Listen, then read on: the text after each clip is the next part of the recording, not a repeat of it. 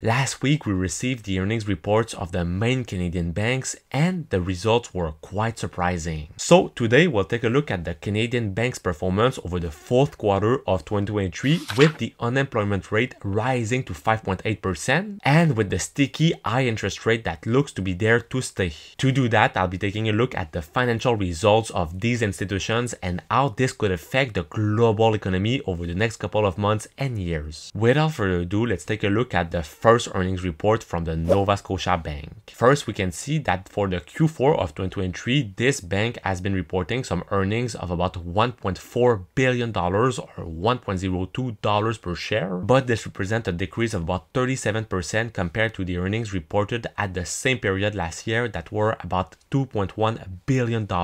In terms of the adjusted earnings per share that were reported at $1.26 per share, they were quite lower compared to what were the analyst predictions of $1.65. And unfortunately for BNS, we've seen that their quarterly dividend of $1.06 have stayed the same compared to the previous quarter. Add to this when it comes to the provision for credit losses, which is a prediction made by the bank which analyze what is the part of the capital that they might be losing in terms of the credit risk. Well, unfortunately, this amount skyrocketed to about $1.3 billion, which is higher than what the analysts were predicting, and which also includes $454 million against loans that are still being repaid. All of this while their total revenue for this quarter have been slightly increasing by about 9% to reach about $8.3 billion, but at the same time, their total expenses surged 22% to reach $5.5 billion.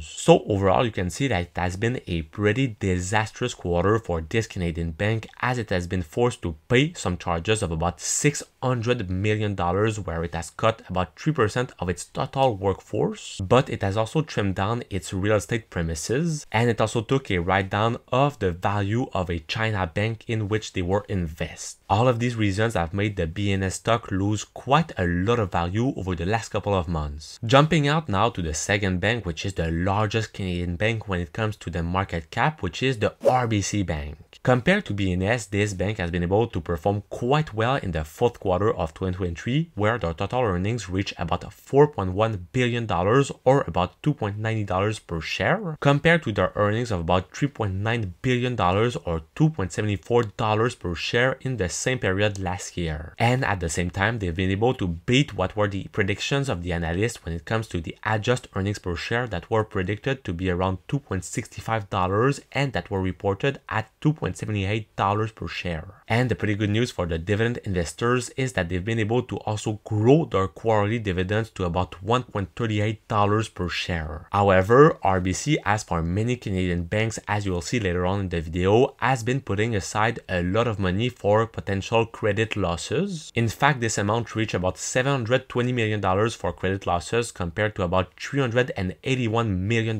for that same purpose last year. And in their case, this still includes about $194 million against loans that are still being repaid. Plus, on their side, their total quarterly revenue grew by about 4% to reach $13 billion in the quarter, while their expenses increased by about 13% to reach $8.14 billion.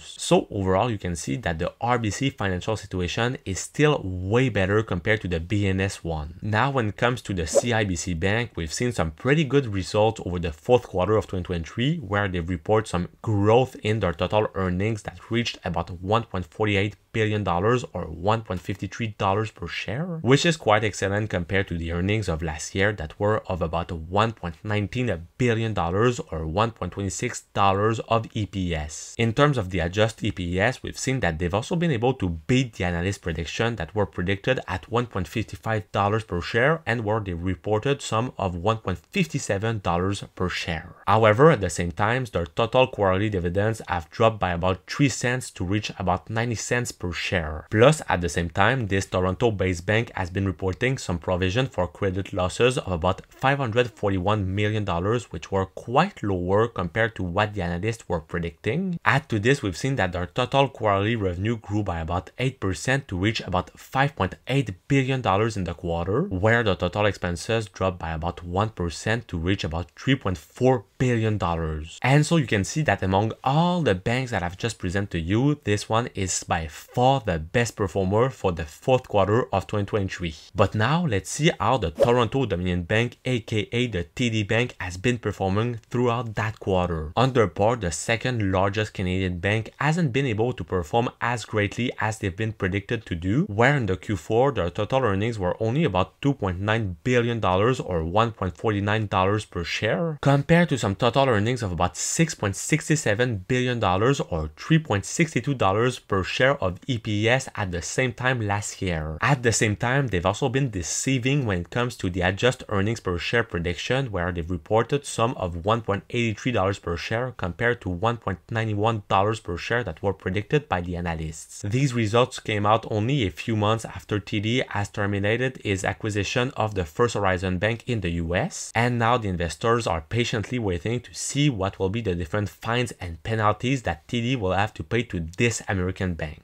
However, the positive news about this Canadian bank is when it comes to the provisions for credit losses, which were quite lower than the analysts predicted to about $878 million that were set aside, where about $159 million are against loans that are still being repaid. Unfortunately for the investors, their total quarterly revenue dropped by about 16% to reach about $13.1 billion for the last quarter. And on their side, their total expenses have been increasing by about 20% to reach about $7.9 billion in the last quarter, which were actually justified by the bank as some higher employee costs, some restructuring charges, and acquisition-related costs. All of these news makes that this bank has been facing some quite important problems lately, especially throughout these harsh times. Finally, for the fifth and last of the big five Canadian banks, which is the Bank of Montreal, they've also been underperforming, where in the Q4 of 2023, their total earnings fell to about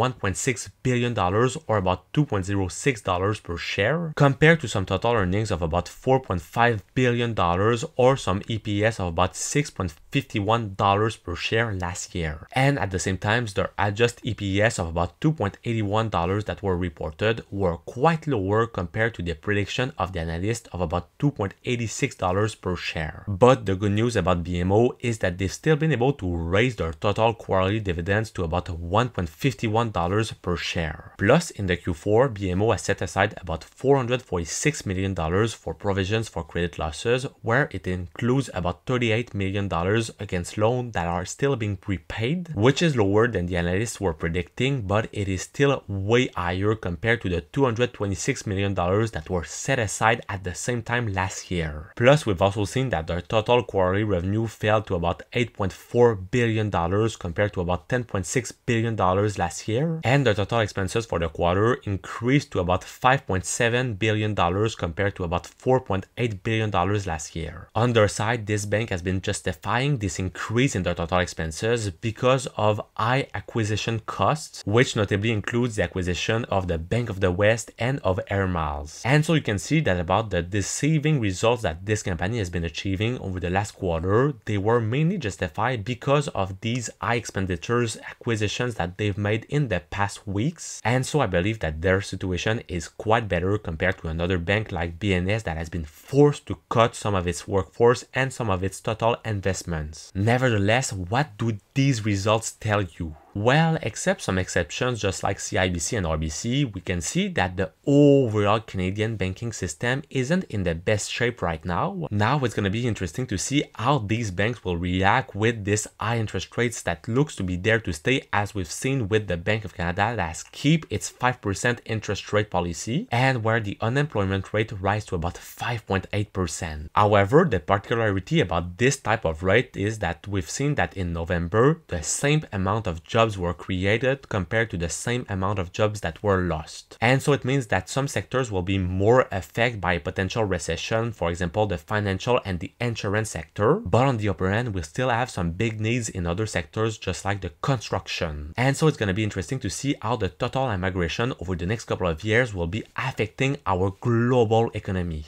Anyways, the key point here is that with the high interest rates, the high unemployment rate, and also the high inflation that is still there to stay, volatility, well, we start to see the impact of it on the lenders of our country that has been increasing, notably the total provisions for credit losses for the future. But personally, I still believe that these types of institutions are pretty good on the long term, but if you want some investment on the short term, it might not be the best option for you right now. However, on your side, if you're looking for an ETF that will give you over 5.30% of monthly income and that has pretty much no risk, well, check out the video that's gonna be right over here and I will see you soon. Peace!